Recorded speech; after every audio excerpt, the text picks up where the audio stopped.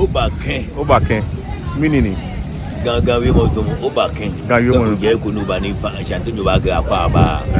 Ganyu ba ga Obake. So fa na bo meaning you jibo. Mo fa na gaga achim. Gaga achim. O ma meaning jaga lo papa achim. But meaning Duomo, like what do you have to say about this? Because first it was Akwa Abake Wezo.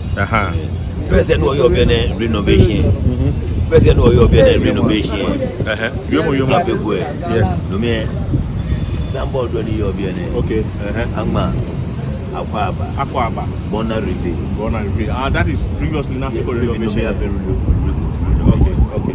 Now for renovation. No go back to the letter that neighbor. That's why they are free every. They are free. Okay. They are free. Aquaba.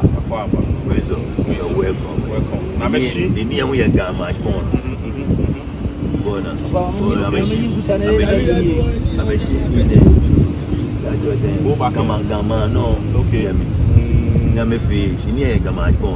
Oh, yeah, me bad. I can make your baby. I'm a different language. Man, then change language baby. I chat it. I feel it. Okay, but mini joke bet on me. You bend Kwesi Ochre. And okay, mini Jibo. Achim Kega. How long no honey every year? Almost 19 years now. 19 good years. Yeah. Wow. Yeah. So that means boy be before cry. In the letters we to 5 so ekpe. Abati. Ni nuchu mo no chu. They can back first year you are your bien and Africa bien. You wo jala eshpon. To me gate here kan kembe. Okay. You wo jala eshpon. Wow. Never fit to mo that time when commercial bank get can be FM be am park am lolly. Yeah, no me park am car. To Monday to Friday working day say. One will hang out. Okay. Because of lolly car park on your jala.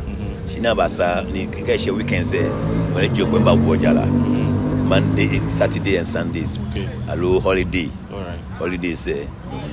Be o no yo. Na ba sabi ne. Wo honey be 19 years. Na ba sabi ne.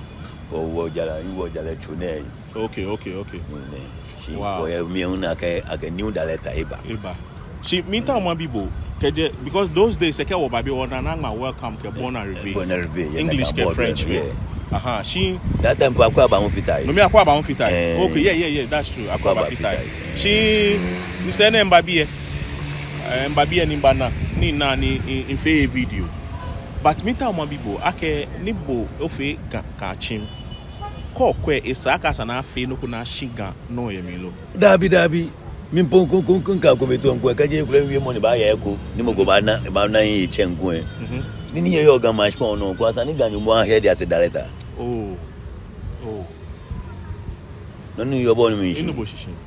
Shimoko ba ka ke obe so far as ni mo ko ni eje he konkro ni ke ahead ni ba fo okay not necessarily like asani ka. Okay, what je tribalism e mi no we fine. Okay. Kamo go ni ba nya sa bi ne na no kwale money ba bi ne e ke improvement fu we ba fita renovation e ene me ne ken ne ken gbe ne road ne no mi ehin what was going to be can be if I feel fine e can be chie hu no mi atwe e ani du e ba jame je fe kusu we ba fe asaje me ke no fe we ba fe pruni ken ni na ba chake okay nye no mi oba no chumo ni somebody na ba chake na ngba bo ba ken but that we get you offend one ni e bi ne ganye me friend one ni e bi ne ba hwe wa ga wo ya agbo na okay go kwa ka ba ya de me kura ni ga ba won ni una no ba ne yen ne mpo ne veto mo won te wo yi recent ne mpo de police hu ba fitai ni ga oba police ye hwe wa